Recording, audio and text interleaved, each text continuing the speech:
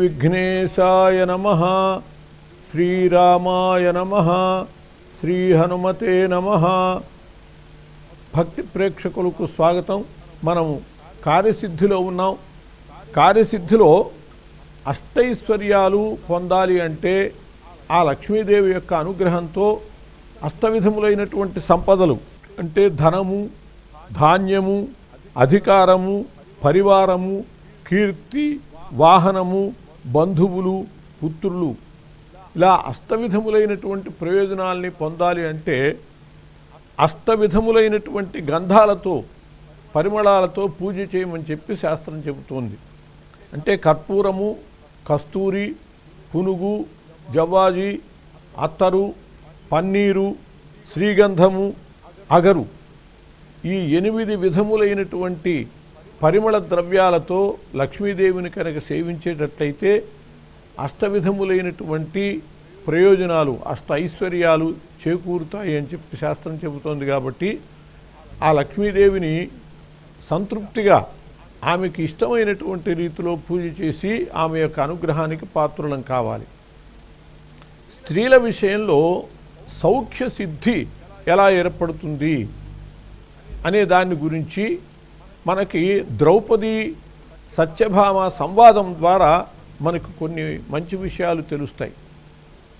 స్త్రీకి నిజమైనటువంటి సౌఖ్యము ఏది, సౌఖ్యము ఎలా స్త్రీకి ఏర్పడుతుంది అనే దాని విషయంలో అరణ్యవాసంలో ఉన్నటువంటి పాండవుల్ని దర్శించటానికి, వాళ్ళని కలిసి వాళ్ళ యోగక్షేమాలు విచారించటం కోసమని శ్రీకృష్ణుడు సత్యభామతో వెళ్ళాడు అరణ్యవాసంలో ఉండేటటువంటి వాళ్ళని చూడటానికి.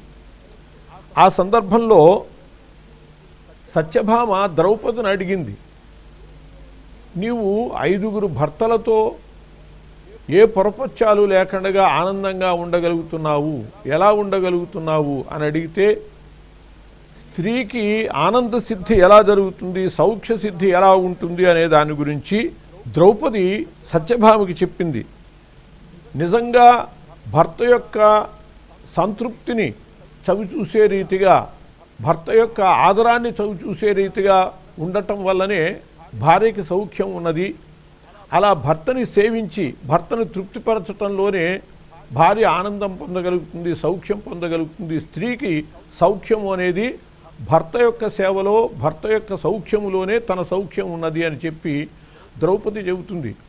నేను ఇంద్రప్రస్థపురంలో సకల భోగాలతో ఉన్నటువంటి కాలంలో పరిచారకులు ఉండి కావలసినటువంటివన్నీ కనుసన్నలతో కనుసంజ్ఞ చేస్తే చాలు అన్నీ సమకూర్చేటటువంటి స్థితిలో ఉన్నటువంటి దానికి ఇవాళ అరణ్యవాసం చేస్తూ సమస్తము నేనే చేసుకుంటూ అన్ని రకాల కూడా ఉపచర్యలు వాళ్ళకి చేస్తూ నేను కావలసినటువంటివన్నీ సమకూర్చు ఉండేటటువంటి ఈ స్థితిలో కూడా ఆనాడు ఏ ఆనందం పొందానో ఆ ఆనందము, ఆ సౌఖ్యమే ఈనాడు కూడా పొందగలుగుతున్నాను, తేడా ఏమీ లేదు అని చెప్పి సత్యభామకి చెప్పింది ద్రౌపది. అంటే ఆనాడు భర్తలతో వాళ్ళ సేవలో ఏ విధంగా తృప్తిగా ఉన్నదో, అడవుల్లోనైనా సరే భర్తలు ఉన్నారు, వాళ్ళని సేవించుకునేటటువంటి భాగ్యం ఉన్నది.